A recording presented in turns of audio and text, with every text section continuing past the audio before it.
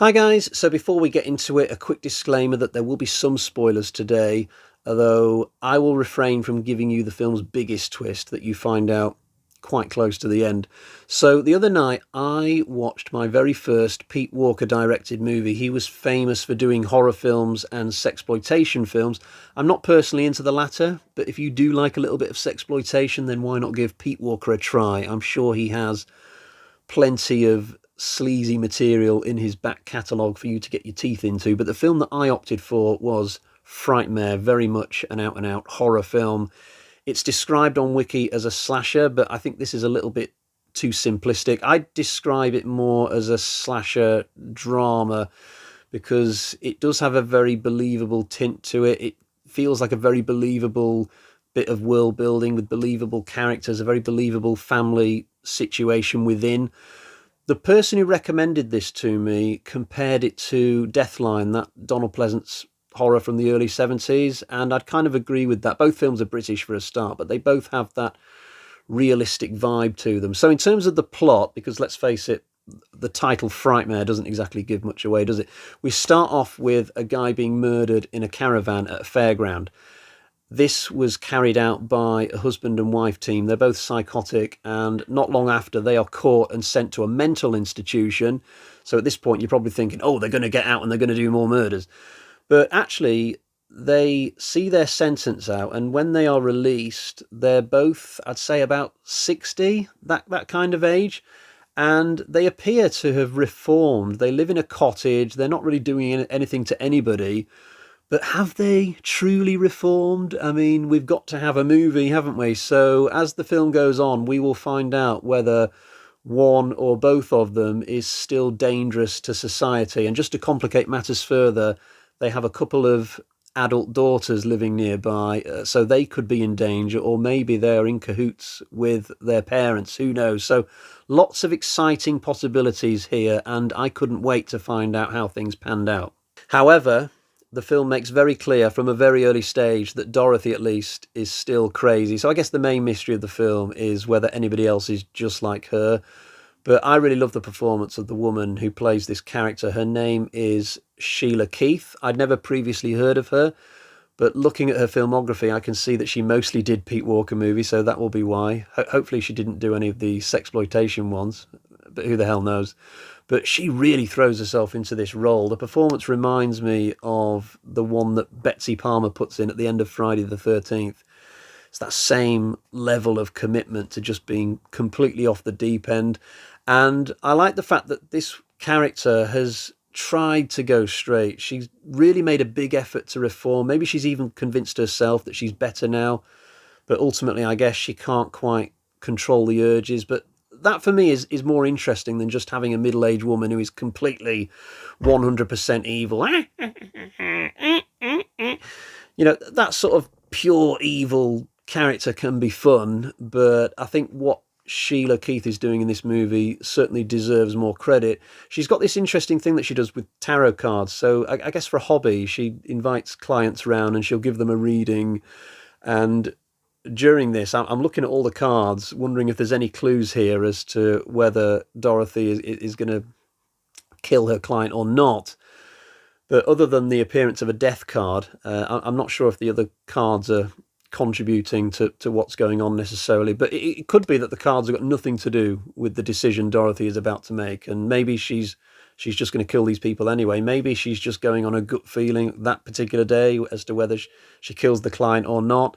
Maybe if I watch the film again, I'd see more clues in the cards as to some of Dorothy's thinking. But the whole tarot conceit, very interesting in this film. I liked it.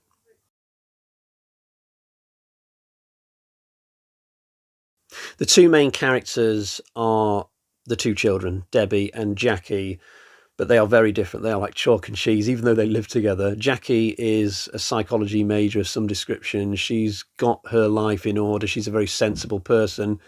Debbie, though, is completely off the deep end. She's living a quadrophenia type lifestyle. She's out partying a lot. She doesn't have a job. She's going out with some guy who's got a motorbike and a leather jacket. And even the relationships with their parents are very different. Jackie constantly sees their parents. She takes them packages and stuff. It's implied that she's been involved in their rehabilitation and getting them settled into their cottage. But Debbie never sees them. I guess she doesn't quite remember when they were sent to the institution in the first place. So she kind of feels like she's grown up without parents, and she resents that idea.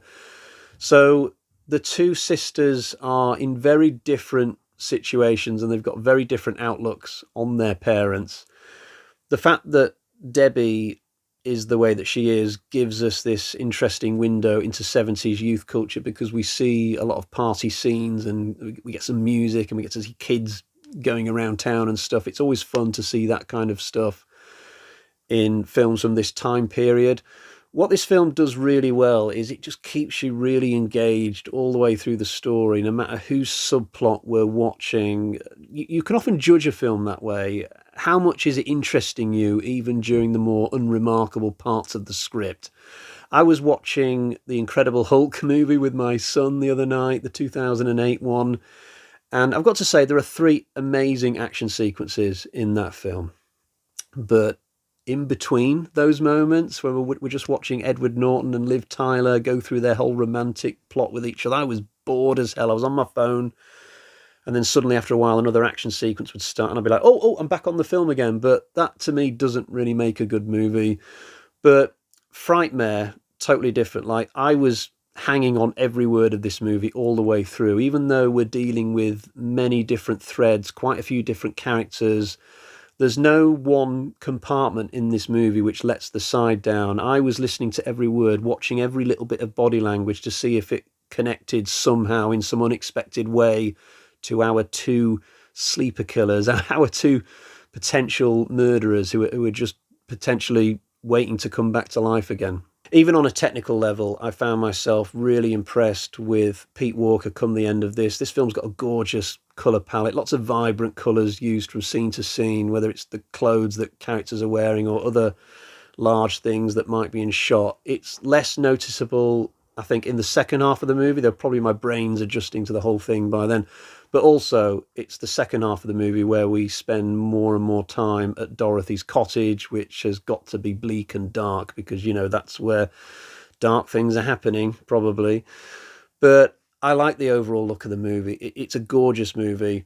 Lots of outdoor locations used as well. You get a really good slice of the British outdoors with this. There's one scene where somebody drives past a road sign that says Bognor Regis and Chichester on it for our American cousins. Those are a couple of towns in the south of England. But I love it when I see road signs in movies. I don't know why. I think it's just that firm evidence of knowing where something was filmed. It's just something I like to see.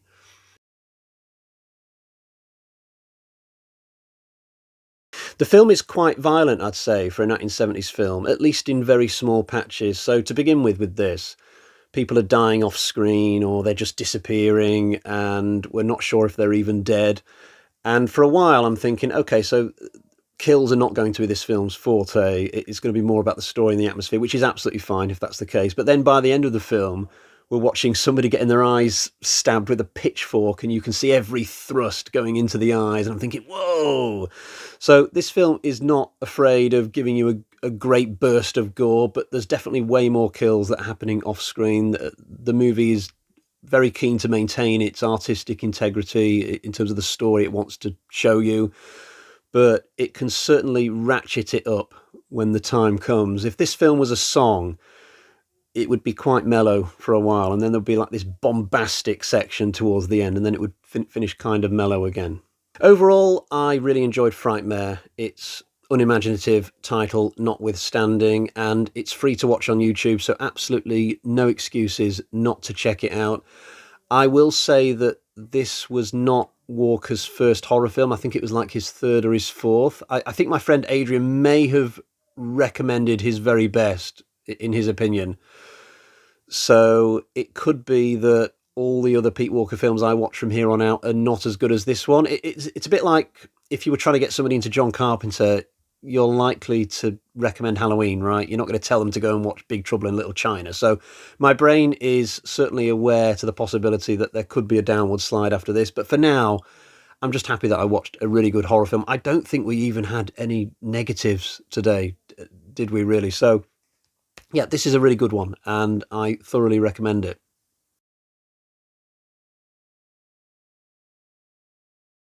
Right, it's time to get to the bag of terror so I can show you my score for Frightmare. Here's the bag. So we've got 1, 2, 3, 4.5 Michael Myers carving knives out of 5. Obviously an outstanding score. I couldn't think of one bad thing to say about this film, other than the fact that I don't necessarily see myself watching it again in the near future. It's a very heavy film. It's not the sort of one that I'm going to throw on every 2 or 3 years for a quick horror kick, if you see what I mean. But I'm not counting that as a complaint. Right, before we go, a quick reading update. I will just continue rolling film for this. So I've just finished reading The Mime Order by Samantha Shannon. This is a fantasy film. It's the second book in a 7-book series, and if you're going to attempt these, you have to read them in order. That's the only way you can do it. So if you were to start this series, you'd have to begin with the first one, which is called The Bone Season. It's a series concerned with clairvoyance and people with weird mental abilities and stuff like that. You're either into it or you're not into that kind of thing. I dabble in fantasy now and again in film and books, and I've really enjoyed getting into this series. It's really good quality, and I'm looking forward to trying the third book at some point going forwards. So I guess we'll leave it there for today. Don't forget to follow me on X if you haven't already. My name there is the same that is here, The Midnight Woodsman, and I will just about sign off for today. I think my next video, I may attempt to cover the first 2 episodes of Alien Earth, which I'm really looking forward to watching. I'm going to be watching it tonight, and boy, can I not wait for that. So there we go then. Until next time, cheerio. Bye-bye.